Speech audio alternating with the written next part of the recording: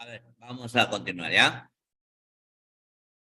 Bien, la estructura que acabamos de apreciar nosotros, ¿ya? Esta corresponde a una bacteria, ¿ya?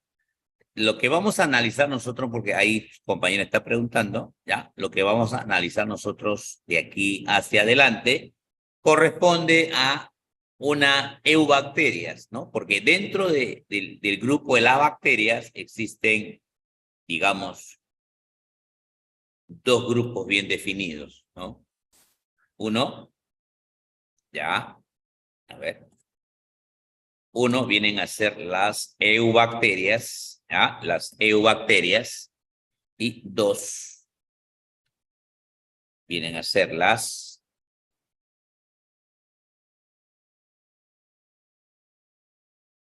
arqueas, ¿ya? Las arqueas, ¿ya? Entonces, nosotros básicamente vamos a estudiar, ¿ya? La estructura, la morfología, la función de las eubacterias, que vienen a ser las bacterias propiamente dichas, ¿ya? Las bacterias propiamente dichas, ¿ya? Porque, para que tengan una idea, tanto la eubacteria como las arqueas, ¿ya? Arqueas o arqueobacterias, ¿ya? Estas, según la clasificación de Whittaker, ¿ya? Están dentro del reino Monera, ¿ya? Están dentro del reino Monera. Repito, tanto las eubacterias como las arqueas están dentro del reino Monera, ¿ya? Pero a la luz del conocimiento en los últimos años, ¿ya? Se ha visto que las arqueas tienen más afinidad por la eucariota que por la misma bacteria. Repito, que se sabe actualmente que las arqueas tienen más parentesco con una célula eucariota que con la misma eubacterias, ¿ya? Y por eso, ¿ya? Y es por eso que el señor Woss propone tres dominios, ¿ya? El primer dominio viene a ser el dominio, ¿ya? El dominio de las, digamos, eubacterias, ¿ya? El segundo dominio corresponde al dominio, ¿ya? De las arqueas. Lo puedo escribir también así, ¿no? Las arqueas o arqueobacterias, ¿no? Y el tercer dominio, ¿ya? Viene a ser el dominio de las eucarias, ¿ya? Para referirnos a las eucariotas, ¿ya? Entonces, con esta clasificación de dominios, las arqueas o arqueobacterias son diferentes, evolutivamente hablando, con las eubacterias, o sea, con las bacterias propiamente dichas, ¿ya? Ya, eso es lo que se sabe actualmente, ¿ya? Y obvio, entre una arquea y una eubacteria hay ciertas diferencias. Por ejemplo, las arqueas mayormente son denominadas bacterias extremófilas, ¿no? Le llaman, vamos a poner acá, ¿no? A estas bacterias le llaman, ¿cómo le llaman? Extremófilas, ¿ya? ¿Por qué le llaman extremófilas? Porque son capaces de soportar, ¿ya? Vivir en ambientes donde exista mucha sal. Son capaces de soportar vivir en un ambiente donde exista elevadas temperaturas, ¿ya? Entonces, por eso le llaman extremófilas, ¿ya? Lo cual no es común encontrar en una eubacteria, ¿ya? Las eubacterias no soportan elevadas temperaturas, ¿ya? Entonces, por eso es que a esta le llaman extremófilas, ¿ya? Muy bien, todo lo que voy a describir corresponde a las eubacterias, ¿ya? Eubacterias, básicamente, eubacterias. Es decir, a las bacterias propiamente dichas, ¿ya? Muy bien, entonces, vamos con la pared celular. Decíamos que la pared celular va a estar hecha de pectioglucano o mureína, que es un glúcido derivado, ¿ya? Es un glúcido derivado. Lo tenemos acá. Esta es una bacteria. Sacamos la pared celular, ¿ya? Y el pectidoglucano va a estar formado por monómeros, o sea, por unidades, ¿ya? La unidad que forma al pectidoglucano es un disacárido, ¿ya? Es un disacárido que está unido a un péptido, ¿ya? Repito, la unidad que forma al pectidoglucano es un disacárido, ¿ya? Es un disacárido unido por un enlace glucosídico, ¿ya? Es un disacárido unido a un péptido. Péptido que tiene 1, 2, 3, 4 aminoácidos. Si tiene 4 aminoácidos, es un tetrapéptido. Tetrapéptido, ¿ya? Bueno, acá el asunto es que la unidad que forma el pectidoglucano es este disacárido. Pero este disacárido está formado por 2 monosacáridos. Obvio, son monosacáridos derivados. ¿Cómo se llama el primero? NAG. ¿Cómo se llama el segundo? NAM. El primero se le conoce con la abreviatura de NAG y el segundo NAM. ¿Ya? ¿Pero qué significa NAG? Es el N-acetilglucosamina. ¿Qué significa NAM? Es el ácido N-acetilmurámico. ¿Ya? Entonces, cuando te pregunten cómo está formado el monómero que forma el pectidoglucano, tú vas a decir por una molécula de N-acetilglucosamina más otra molécula de ácido N-acetilmurámico, ¿ya? O también te puede venir simplemente NAG más NAM, ¿ya? Porque estas siglas son, estas abreviaturas son conocidas, ¿ya? NAG más NAM, ¿ya? Unida a una cadena de peptidos, ¿ya? Ahora, ¿qué hace la pared celular? La pared celular le va a dar, por ejemplo, forma a la bacteria, ¿ya? O sea, la pared celular tiene que ver con la forma de la célula, forma celular, ¿no? Por eso es que la bacteria puede ser redonda, puede tener forma de bastón, ¿no? Tener forma de un sacacorcho, en fin, distintas formas tiene una bacteria, pero eso se debe a la pared celular, ¿ya? La pared celular le da esa forma. Aparte de eso, la pared celular brinda, ¿ya? Brinda protección mecánica, ¿ya? Brinda protección mecánica, ¿ya? Es decir, lo protege contra los microorganismos que puedan existir alrededor de ella, ¿ya? Brinda protección mecánica. Pero la función más importante que tiene la pared celular, ¿ya? ¿Cuál es? La función más importante es que protege a la bacteria de la lisis, ¿ya? Protege a la bacteria de la lisis, ¿ya? De la lisis osmótica, ¿ya? ¿Eso qué significa, profe? Eso significa que si en caso entrase mucha agua a la bacteria, esta bacteria se hincha, pero no estalla, o sea, no se rompe. No se rompe, ¿por qué, profe? No se rompe porque por fuera existe una pared celular que es muy compacta, que es rígida, ¿ya? Y que va a impedir que se rompa la célula, ¿ya? En cambio, si esto fuese una célula animal, entraría el agua y como la célula animal no tiene pared celular, entonces la célula se hincha hasta que revienta. ¿Ya? En células animales hay lisis, porque se rompe la célula. ¿Ya? Pero en una bacteria no hay lisis. Más bien, la pared celular lo protege a la bacteria de esa lisis. ¿Ya? Entonces, no estalla cuando se embebe de agua. ¿Ya? Muy bien. La pared celular está ausente en algunas bacterias como la del género Mycoplasma. ¿Ya?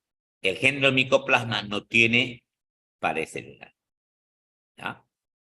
Hay uno que se llama el Mycoplasma pneumoniae. ¿Ya? El Mycoplasma pneumoniae produce neumonía en niños. ¿Ya? Y produce la muerte. ¿Ya? Esas bacterias no tienen pared celular. ¿Ya?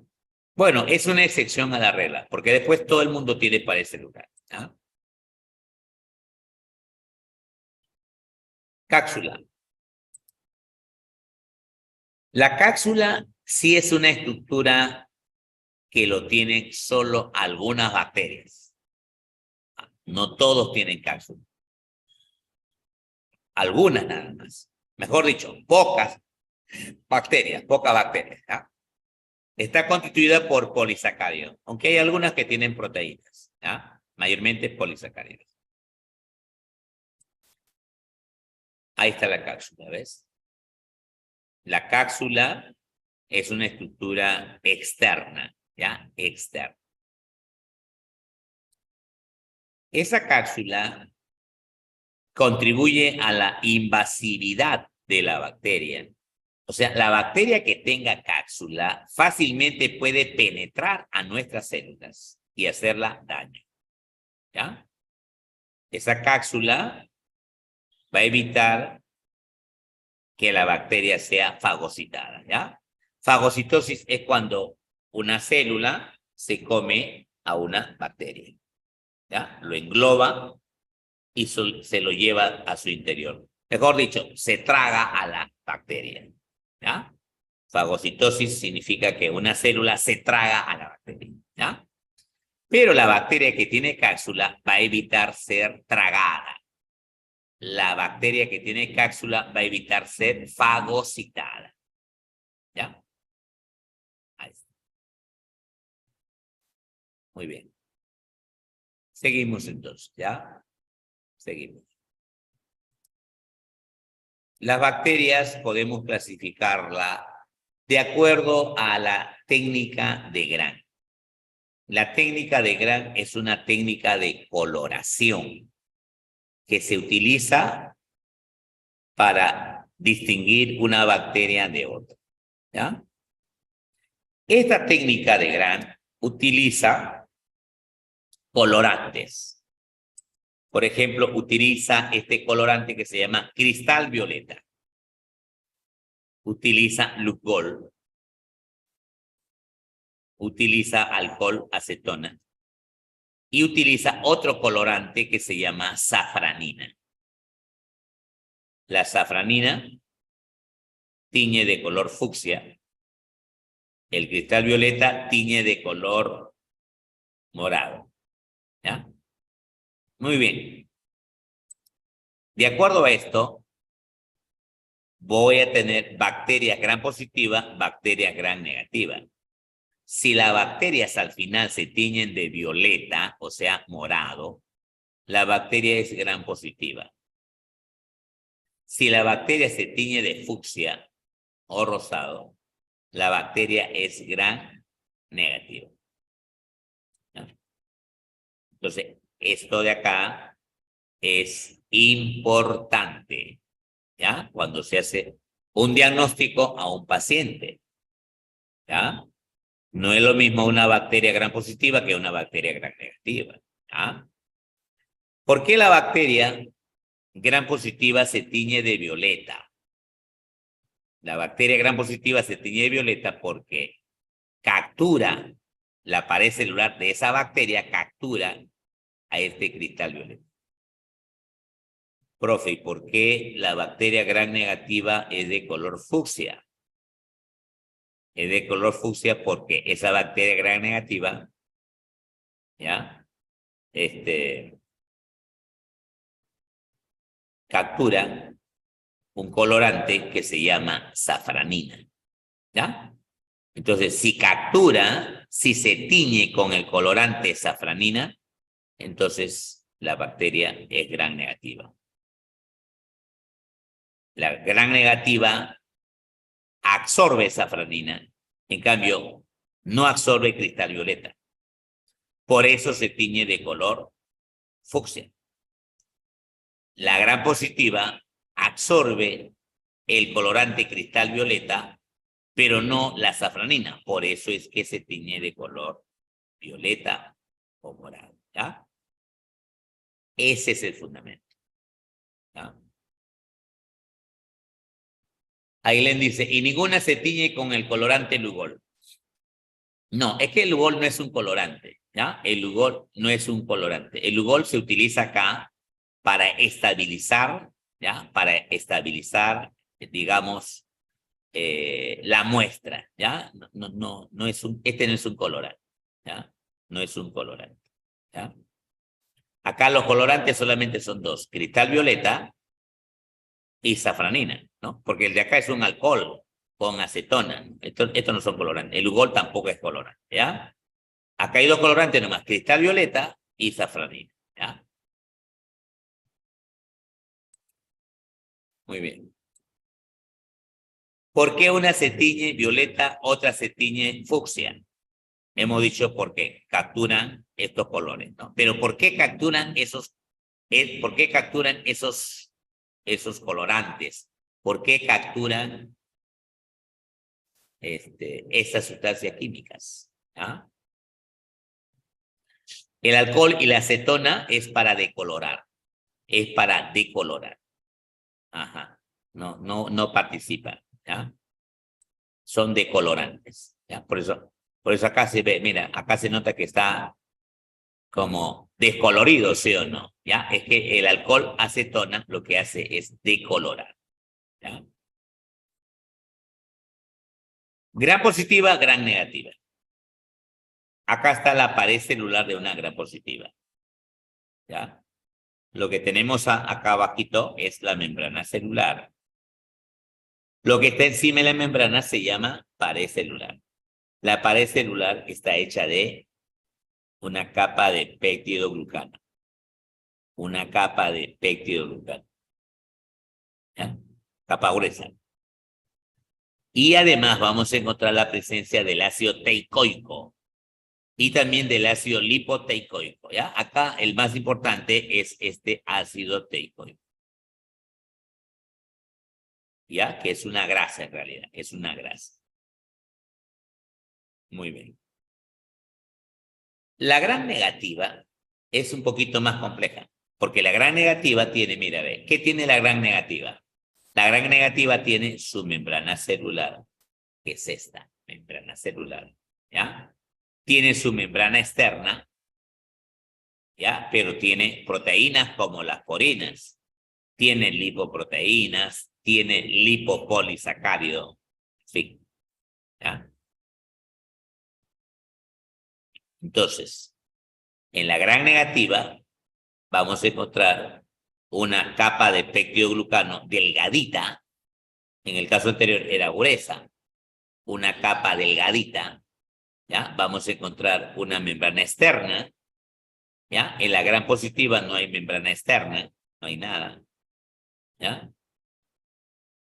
Y vamos a encontrar en la gran negativa, vamos a encontrar lipopolisacárido, lipoproteínas, lo cual no existe en la gran positiva, ¿ya?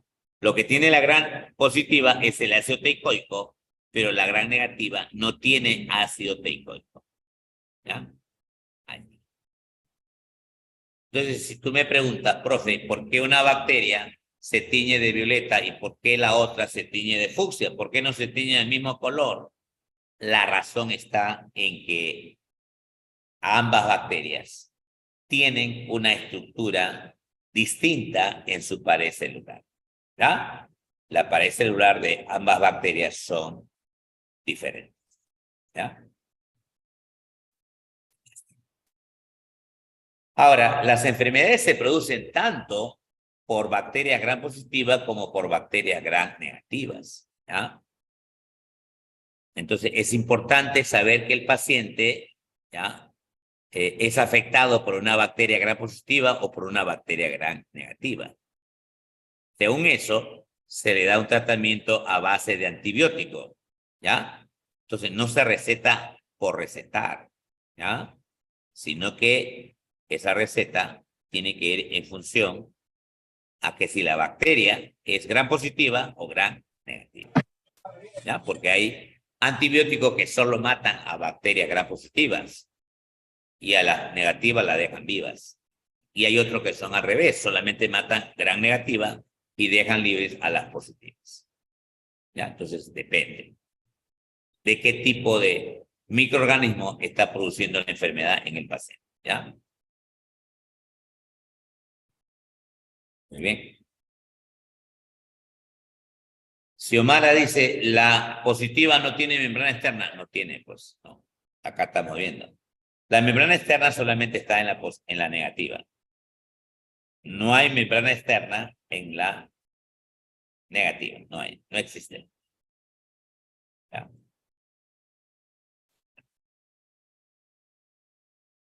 Muy bien. Sigamos. A ver, por acá. Membrana celular ahora. La membrana celular, ¿ya? De una procariota es semejante a una eucariota, ¿ya? Con la salvedad que en la membrana celular de la procariota no hay esteroides. En vez de esteroides, ¿qué cosa hay? Hay esteroides. Perdón, hay opanoides, ¿no? En vez de esteroides que tiene la célula eucariota, hay opanoides.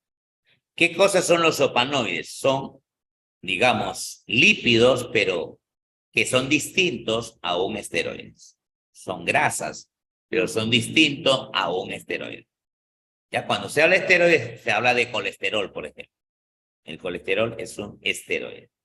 ¿Ya? Muy bien, entonces ahí la novedad es el opanoide. Después tenemos nosotros el mesosoma. ¿Qué cosa es el mesosoma? El mesosoma vienen a ser invaginaciones de la membrana celular. ¿Ya? De la membrana celular se imaginan. ¿Ya?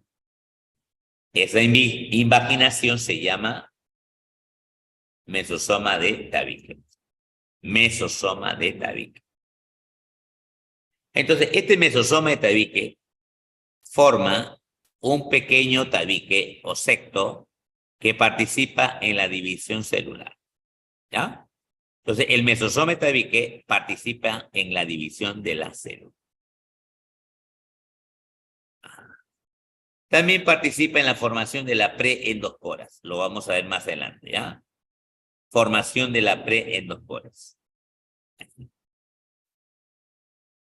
Por otro lado tenemos el mesosoma lateral. El mesosoma lateral tiene la función de, participa en la fosforilación oxidativa.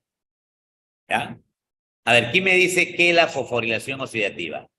¿En qué consiste? En una palabra nomás. O en dos palabras. ¿Qué es la fosforilación oxidativa? ¿Qué ocurre ahí? ¿Qué se produce?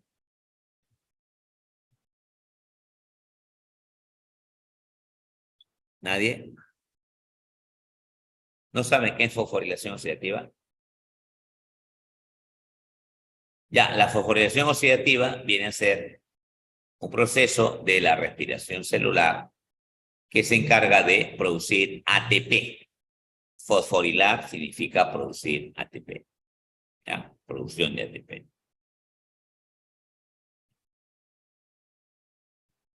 Aparte de la fosforilación oxidativa, aparte de formar ATP, estos mesosomas laterales tienen que ver con la secreción de enzimas como la beta-lactamasa. Como la beta-lactamasa. ¿Ya? La beta-lactamasa viene a ser una enzima, ¿ya? Una enzima que tiene que ver con la resistencia a los antibióticos como la penicilina, ¿ya? Participa en la resistencia que tiene la bacteria a la penicilina. Ahí está.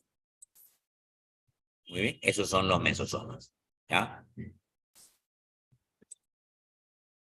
Seguimos. A ver, los ribosomas son 70 S. Ya hemos dicho que 70 S significa unidades de sedimentación, unidades Sberger, ¿ya? Los ribosomas realizan la síntesis de proteínas. Eso se llama también traducción, ¿ya? Se llama traducción. Los ribosomas forman cadenas llamadas polirribosomas o polisomas, ¿ya? Mira, ve, acá están los ribosomas. Este es un ribosoma, tiene dos subunidades, su unidad mayor y su unidad menor.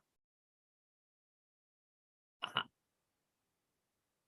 Cuando la célula, en este caso la bacteria, está haciendo síntesis de proteínas, ¿ya? Recién ahí la subunidad mayor y menor están juntas, como acá, ¿ya? Y aquí clarito se ve, ¿no? Acá está el antes de la síntesis de la proteína. ¿Cómo están el aminoácido y cómo está la proteína? Perdón, ¿cómo están las unidades, ¿no? La menor y la mayor. Están separadas, ¿ya? Acá las unidades están separadas. Acá todavía no empieza la síntesis de proteína. En cambio acá sí. Acá ya empezó la síntesis de proteína. Entonces, cuando empieza la síntesis de proteína, las subunidades se juntan, la mayor con la menor. ¿Ya? Acá está aumentando la cadena de aminoácidos. La cadena de aminoácidos está aumentando. Hasta que llega un momento en la que ya se ha fabricado la proteína. ¿Y ahora qué hace? ¿Qué hace el ribosoma? El ribosoma se separa. ¿Ves? Esta subunidad menor se separa de la subunidad mayor. ¿Ya? Entonces, acá ya terminó la síntesis de proteína. ¿Ya? Solo está junta la subunidad mayor con la menor cuando hay síntesis de proteína. Pero cuando ya termina, se separa. Y se van a volver a unir cuando exista otra síntesis de otra proteína. ¿Ya? Entonces, eso no hay que olvidarse, ¿ya? Eso no hay que olvidarse, ¿ya? Cromosoma bacteriano. ¿Cuántos cromosomas tiene la bacteria? Ya hemos dicho que es uno, ¿no? Es un solo cromosoma. El ADN es un ADN circular. El ADN es una molécula bicatenaria y que carece de histonas, ¿ya? ¿Qué significa que el ADN sea bicatenario? Bicatenario. O sea, bi tiene dos, catenario, cadena. Dos cadenas. ¿Ya? Y carece de histonas. Entonces, en el cromosoma bacteriano no hay histonas. ¿Qué son las histonas? Son proteínas. ¿Ya? No hay histonas, pero sí hay otras proteínas que no son histonas. Se dice proteínas no histónicas. ¿Ya? O sea, no es que no tenga proteína, sí tiene proteína, sino que hay otras proteínas ahí que se llaman proteínas no histónicas, ¿ya? No histónicas. Entonces, esta es la bacteria y miren, esto de acá es el cromosoma bacteriano, ¿ya? Lo sacamos y esto es el ADN de una bacteria. Y este es el esquema. Ya está, ¿ya? Muy bien, hasta ahí alguna preguntita, a ver, estamos avanzando, estamos avanzando, estamos avanzando, a ver, los leo, los leo. ¿Alguna preguntita? Los leo. ¿Qué dicen? A ver, te leo. ¿A una duda que tengas? Muchachos, ¿están ahí? ¿No están ahí? A ver.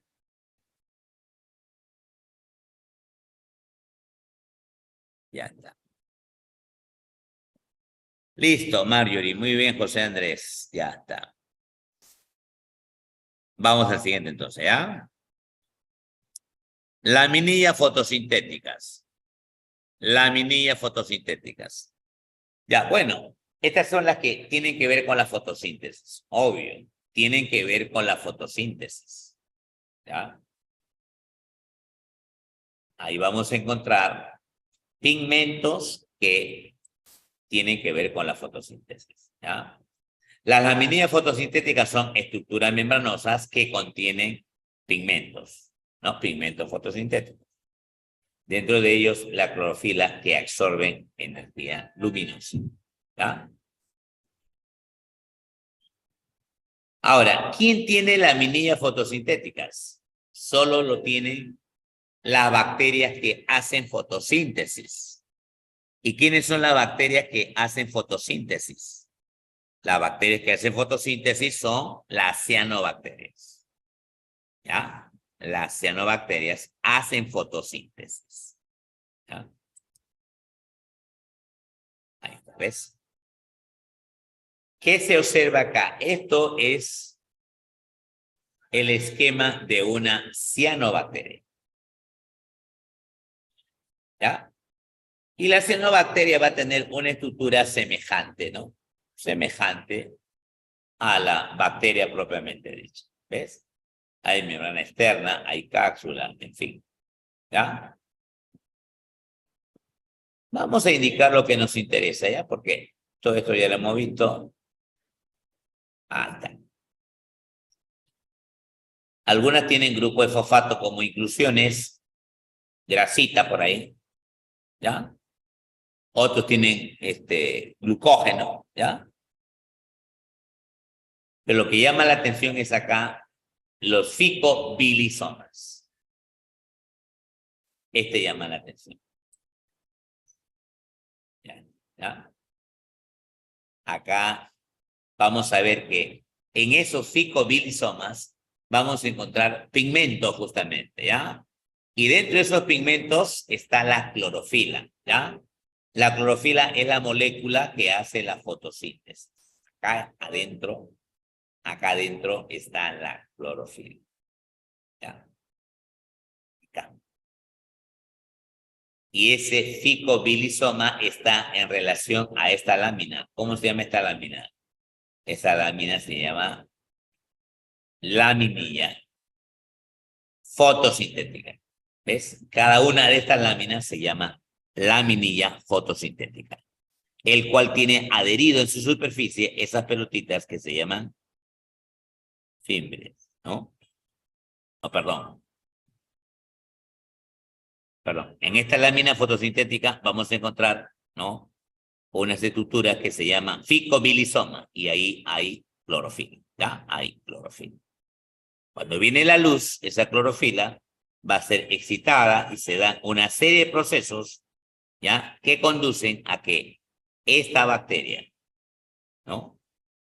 Esta bacteria fabrique su propio alimento, ¿ya? Ese alimento va a ser la glucosa. La glucosa. ¿Ya? Muy bien. Luego tenemos la presencia, muchachos, de los plásmidos. Los plásmidos, ¿ya? ¿Qué son los plásmidos? Los plásmidos vienen a ser ADN que está fuera del cromosoma. Porque una bacteria tiene ADN que está en el cromosoma y ADN que no está en el cromosoma. ¿Ya? Este ADN cromosómico es el que controla todo, casi todas las funciones de la bacteria. ¿Ya? Este plásmido contiene genes, ¿ya? El plásmido contiene genes responsables de la resistencia a los antibióticos y metales pesados, ¿ya? Entonces, acá adentro vamos a encontrar genes, ¿ya? Que van a hacer resistencia a los antibióticos, ¿ya?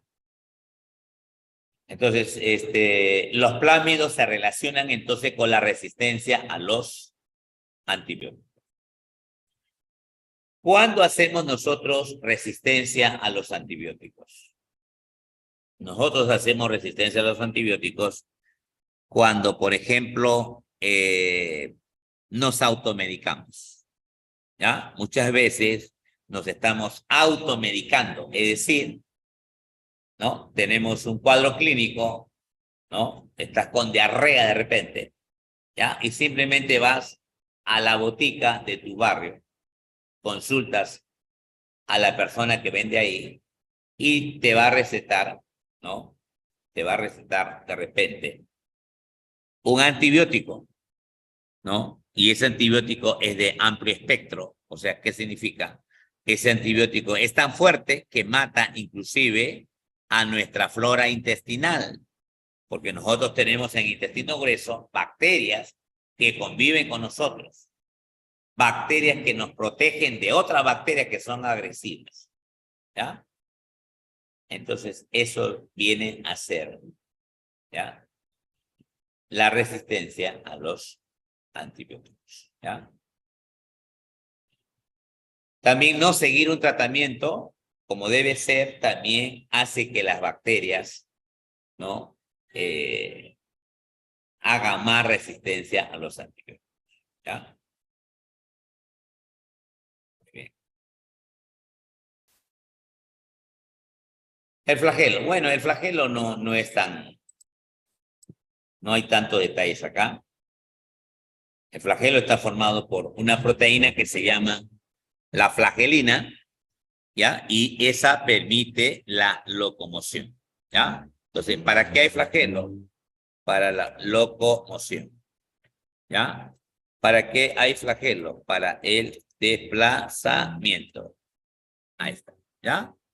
Por eso algunas bacterias nomás lo tienen, algunas nomás lo tienen, la mayoría no tiene flagelos, ¿ya?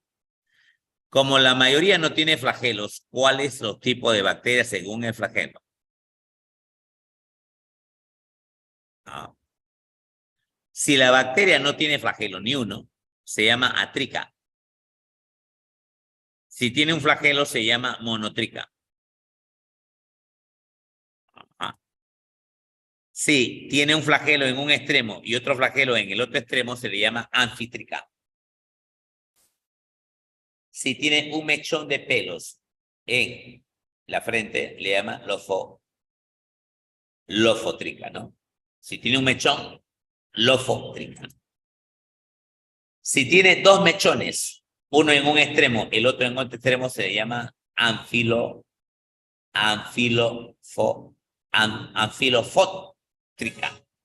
Anfilofótrica, así se llama, ¿ya?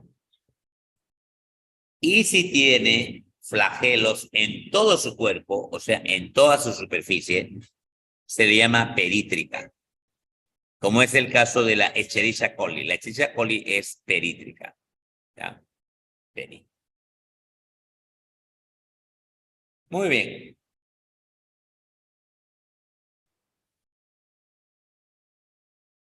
A ver. Fimbria y pili. Vamos a hacer una comparación, ¿ya? Las fimbrias. Evaginaciones cortas de la membrana plasmática que permiten la adhesión a superficies. Mira, son evaginaciones cortas, ¿ya? Aquí está, ¿ves? La bacteria tiene sus pelitos que se llaman fimbrias y esto le permite adherirse a la línea, ¿ya? Adherirse a la superficie, mejor dicho, ¿ya? Estas fimbrias se pegan a superficies. Tienen en la parte final, tienen unas proteínas que se llaman adhesinas. Y con esas adhesinas se van pegando a superficies, ¿ya? Decíamos que esas fimbrias pueden estar presentes en tus dientes, ¿ya? Se pegan al esmalte de los dientes y pueden producir caries, por supuesto, ¿ya? Estas fimbrias se pegan, por ejemplo, al catéter, de un paciente al cual le han operado de la próstata, ¿no? Entonces, al abuelito le operaron de la próstata, le sacaron la próstata. Mira que lo hicieron con rayos láser, pero de todas maneras, ¿ya? Vamos a ver que después de la operación a la próstata, al abuelito le van a poner una sonda por la vía urinaria, o sea, por el pene, ¿ya? Y esa sonda va a estar de repente 15 días. Por ahí va a miccionar el abuelito, ¿ya? Pero como no tiene buena higiene, ¿qué puede pasar? Por esa, eh,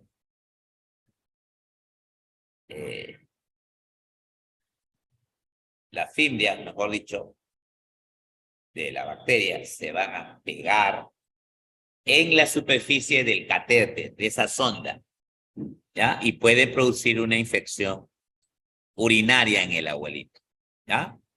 Entonces las fimbrias se van a pegar a la superficie del catéter, originando una infección, ¿ya? Igual pasa el paciente que está en la sala de UCI de un hospital.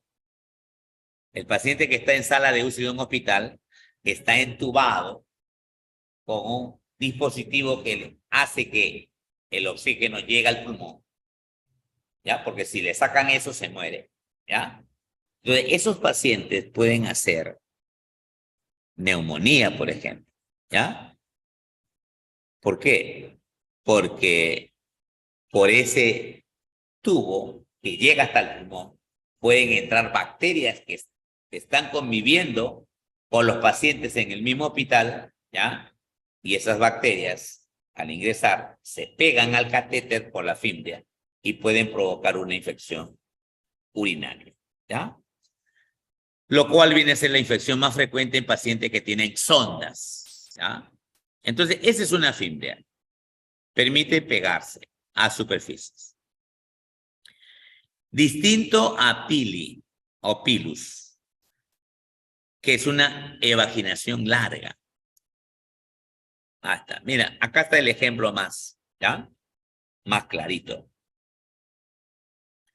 Acá las fimbrias vendría a ser lo que está acá de negro, ¿no? Esta es la fimbria, prolongaciones cortas, ¿ya? Pero acá tenemos al pili o pilus, mira, pili o pilus, es todo esto, ¿ya?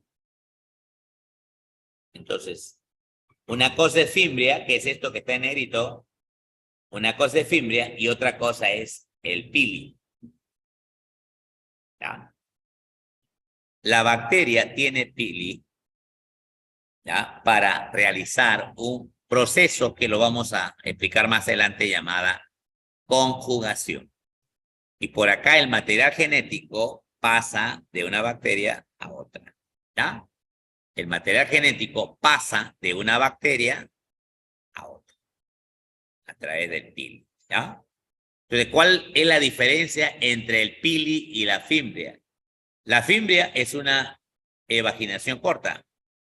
En cambio, el pili es una evaginación larga. Entonces, no hay confusión. Uno es chiquito y acá está el dibujo. Uno es pequeñito, el otro es largo. No tenemos por qué confundir, ¿ya? Mientras la fimbria participa en la adhesión a superficie, con eso la bacteria se pega a superficies.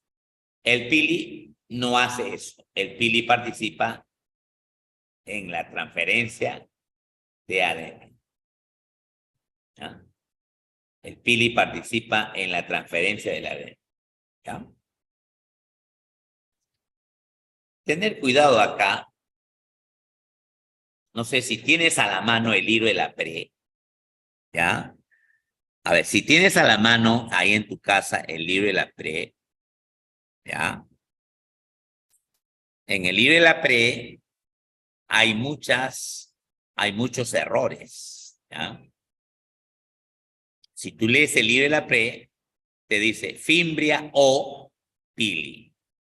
Y da a entender que fimbria y pili son sinónimos. Y fimbria es una cosa y pili es otra. Lo estamos demostrando acá, con imágenes al mismo tiempo. ¿Ya? La fimbria es una prolongación corta y el pili es una larga prolongación. Entonces, no es lo mismo fimbria que pili, ¿ya? Entonces, hay que tener cuidado con el libro y la pre, por favor, ¿ya? Hay que derrumbar también el mito, ¿ya? Hay que derrumbar el mito cuando dice, ¿no? ¿Qué libro recomiendas tú para postular a San Marcos?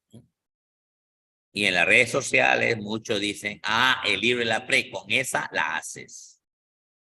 Falso, ¿ya? Falso. No es así, ¿ya?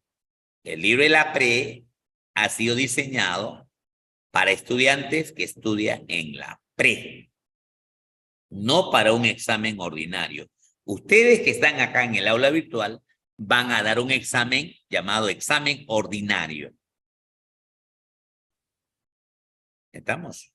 Que es un examen diferente al que da el examen en una pre. ¿Ya? Entonces, los libros de la pre sirven para estudiantes de la pre. ¿Ya?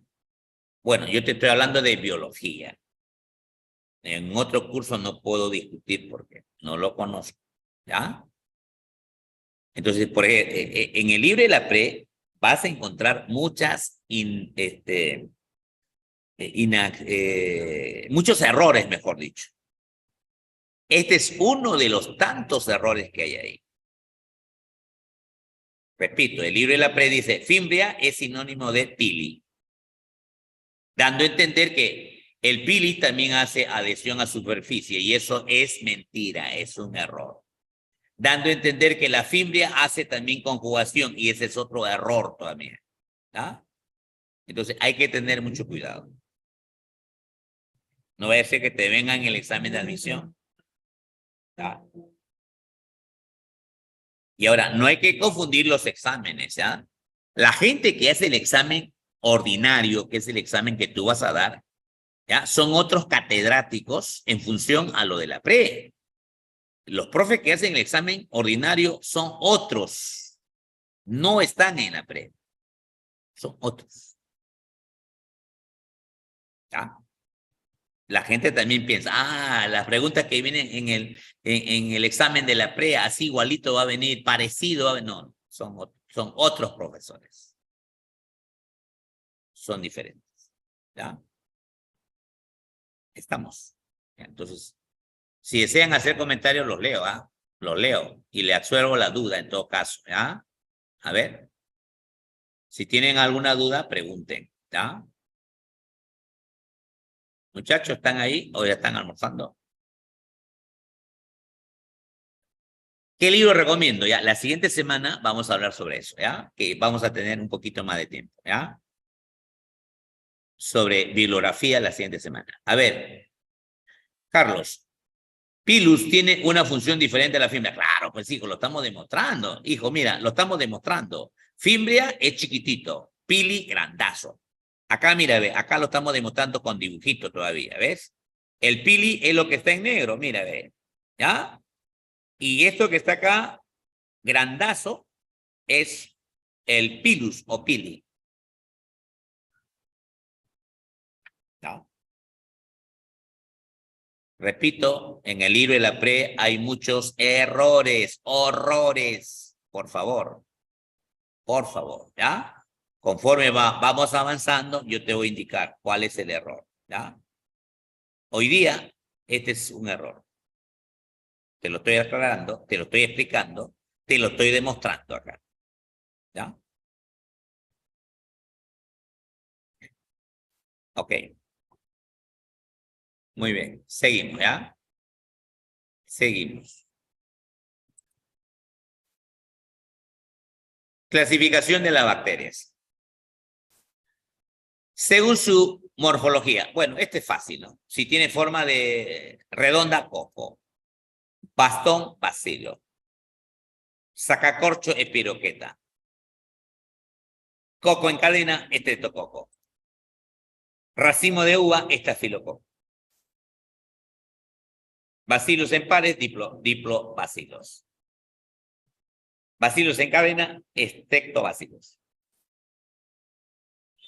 En forma de C o L, vibrios. ¿Ya?